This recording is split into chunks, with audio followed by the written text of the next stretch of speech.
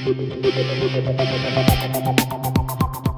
want to thank the House Majority Whip Jim Clyburn so very much for accommodating us while we were in South Carolina. Now, you know, we hit the road once again, traveling a little further down south to the great state of Alabama. And my good friend, Congressman Artur Davis, accommodated us there, talking about the New South and talking about why he endorsed Barack Obama from day one.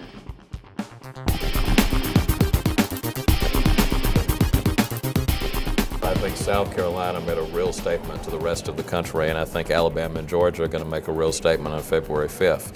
There are a lot of people who still want to believe that the old political divisions are applicable in American politics. South Carolina is very meaningful. South Carolina is a state where, frankly, people expected that Obama would get the black vote and not a lot more. What you saw was a historic victory. And if Barack Obama wins this campaign, as I believe he will, South Carolina may be his West Virginia. Really? You know, West Virginia for Jack Kennedy in 1960 was a state that was a major breakthrough. South Carolina could be that kind of state for Barack Obama. What are your thoughts about critics saying right now, well, he traded off the black vote for the white vote, not strong in the Hispanic population? I mean, did people forget about Iowa that quick? Well, we've still only had one state where there's been a major Hispanic presence, and that's Nevada, so the story is still being written in that regard. But the impressive thing about Obama is that he has run the same campaign, frankly, in all communities. And that's a rarity in American politics. We've had 20 years of politicians who want to delineate us and who want to have a strategy for blacks and a strategy for Hispanics and a strategy for whites, strategy for Southerners, and so on. Obama has one strategy to rally the country, and that's what 11,000 people responded to today in Birmingham. Senator Obama made a statement recently. He said when he's inaugurated, the world will look at America differently and America will look at itself differently. Is his candidacy a real test of how far this country has come? Well, I firmly agree with him, and that's a point that I made when I introduced him today. There are still a lot of people who look at America and they see our limits. That's around the world, and more importantly, that's here at home. If Obama is elected president, it is a statement about possibility. It's a statement about where we are as a country, and I'm so eager to see America get to that place, and I'm so eager to see us realize the promise that comes with being in that place. That's why I'm such an enthusiastic supporter of his. So where does he go from here? Okay, he's riding the momentum wave from South Carolina. What does that mean for Super Tuesday? I think he's in good shape on Super Tuesday. Now, make no mistake, this race is going to go on for a while.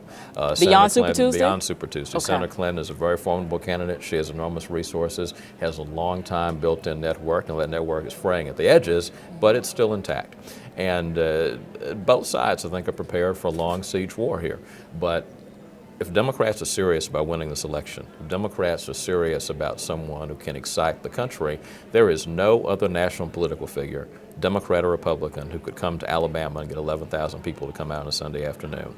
Not even you? Alabama, a red state. Not even you? Far from it. We're in a supposedly red state. Mike Huckabee was here yesterday and drew 1,000 people. Okay. Barack Obama was here today and drew 11,000 wow, people. that's huge. Hillary Clinton opened her Birmingham office yesterday and drew 40 people. Now, she wasn't there, but still. The reality is that there's something exciting about this candidacy that's moving all kinds of people. Nobody else running can match that this year. So what is it? What is that it factor?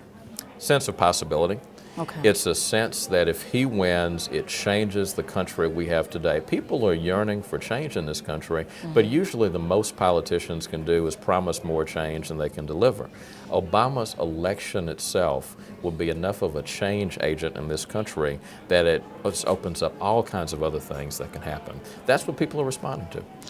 What do you think Black America felt when the Clintons made their statements about the fairy tale and the Dr. King versus Lyndon B. Johnson? Do you think it made Black America angry? I think angry? most of those statements were distractions. Frankly, the worst thing I think the Clintons have said is the Jesse Jackson comment when Bill Clinton last night after South Carolina felt the need to point out that Jesse Jackson won South Carolina.